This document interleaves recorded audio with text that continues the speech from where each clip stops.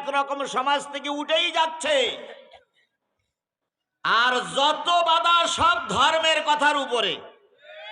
ধর্মের কথা বলতে গেলেই বাধা। কথা বলেন ঠিক না বেঠিক?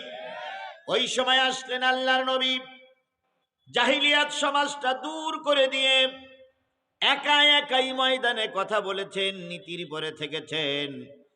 একদিন আল্লাহ নবীর নীতি তারে বিজয় দান করেছে। তাই আল্লাহ রাব্বুল আলামিন বলেছেন, ওয়া ইন্নাকা লাআলা খুলুকিন আযীম, আমি আপনাকে উত্তম চরিত্রের অধিকারী বানাইয়ে পাঠিয়েছি। আপনার ভিতরে আছে উত্তম আদর্শ। সেই নবী আপনার, আমার নবী, আমাদের নবী, আমাদের সকলের নবী। কথা বলেন ঠিক না বেঠিক? বলুন তো সেই নবীর উপরে নাজিল হলো কি? সবাই মিলে বলেন। আমরা কি শুনতে এসেছি?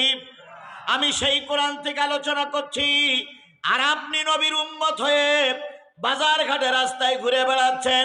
আমার ধারণা আপনি ওই নবীর উম্মত হতে পারেন নাই। সুতরাং নবীর উম্মত যদি আপনি হয়ে থাকেন, আপনার কাছে অনুরোধ, মোটেও দেরি না করে তাড়াতাড়ি কোরআনের মাহফিলে আসুন। আল্লাহ পাক আপনাকে আমাকে কোরআনের মাহফিলে কবুল করুক। সকলে মিলে বলুন আমিন।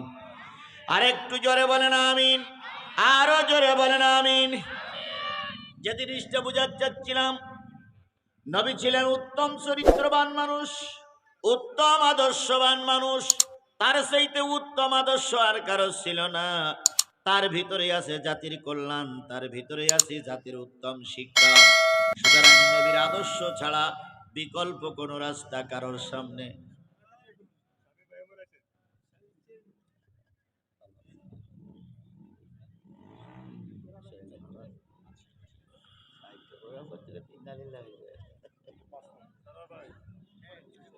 ভালো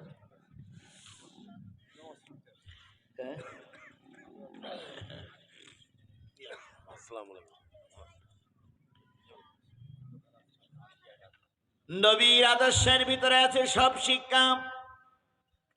যদি সৎ মানুষ একজন হয়, ভালো করে শোনাবেন কুশির মানুষ, সৎ মানুষ ভালো মানুষ যদি একজন হয়, ওই একজন মানুষ যখন সমাজে মাথা উঁচু করে দাঁড়ায়, বাতিলেরা ময়দান ছেড়ে দিতে বাধ্য হয়। সৎ মানুষ বেশি লাগে না? বলুন তো, কাফেরদের সঙ্গে মুসলমানদের প্রথম যুদ্ধ হয়েছিল কোন যুদ্ধ? বদরের যুদ্ধ। মুসলমানের সংখ্যা ছিল কত? এই কথা বলেন কত? 313 জন। পক্ষান্তরে গোটা পৃথিবীর সব কাফেররা ছিল একজোট। বলুন তো এই যুদ্ধে মুসলমানরা জিতে গেল না হেরে গেল? কথা বলতে হবে, জিতে গেল না হেরে গেল? কারণ কি? তাদের ভিতরে ছিল সততা, তাদের ভিতরে ছিল কোরআনের ভয়, তাদের অন্তরে ছিল আল্লাহর ভয়। তারা যখন ময়দানে দাঁড়িয়েছে, একটাই প্রতিজ্ঞা ছিল, মরলে শহীদ, না হইলে মরলে শহীদ, বাঁচলে গাজী। ময়দান বাতিলদের কাছে ছেড়ে দেব না। এই শপথ নিয়ে যখন রাস্তায় নেমেছে, আল্লাহ পাক তাদেরকে কবুল করেছে, তাদের দ্বারা ইসলাম প্রতিষ্ঠিত হয়েছে। কথা বলেন। আর আজকে হুজুরির অভাব নাই, মৌলবীর অভাব নাই, টুপিওয়ালার অভাব নাই, মুসলমানদের অভাব নাই, কিন্তু মায়ের মুসলমানরা সমানেই খাচ্ছে। তাহলে বোঝা গেল বড় অভাব হলো ইমানদারের। বড় অভাব কিসের?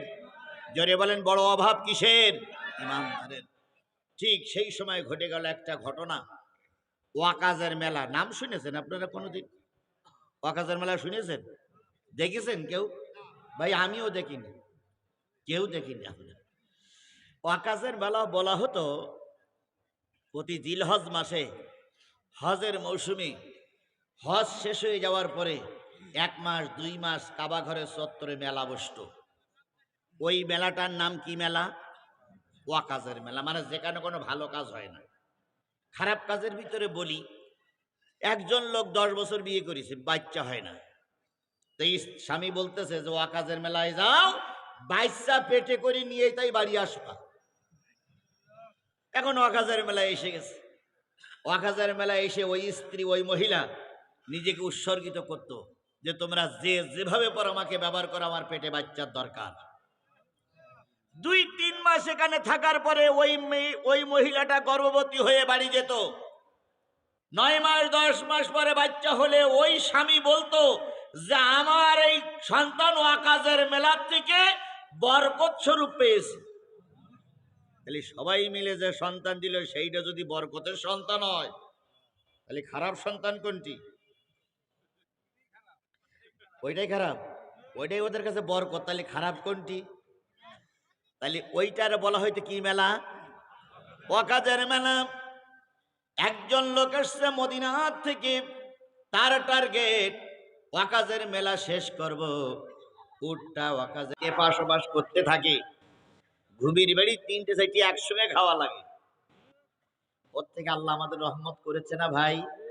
কথা বলেন, রহমত করেছে না? তাহলে যে আল্লাহ এতটুক দয়া করে, এতটুক করুণা করে আজকের এই মাহফিল পর্যন্ত আসার তৌফিক দিলেন, সেই আল্লাহর শুকরিয়াটা আসতে না জোরে? কারোর জবান বন্ধ থাকবে না, সকলে মিলে বলছে আলহামদুলিল্লাহ। আরেকবার বলছে আলহামদুলিল্লাহ। সর্বকালের সর্বশ্রেষ্ঠ মহামানব, যিনি এসেছিলেন এই পৃথিবীতে মানুষের কল্যাণের জন্য, তিনি এমন একটা সময় এসেছিলেন সেই সময়টাকে বলা হয়তো আইয়ামে জাহিলিয়াত। বলুন তো, আইয়ামে জাহিলিয়াত মানে কি? অন্ধকারাচ্ছন্ন যুগ। আচ্ছা, সেই সময় কি সব সময় অন্ধকার থাকতো? তাহলে অন্ধকার বলে কেন? বলুন তো, সেই সময় কি রাত হতো, দিন হতো? 7 দিনই 1 সপ্তাহ হতো?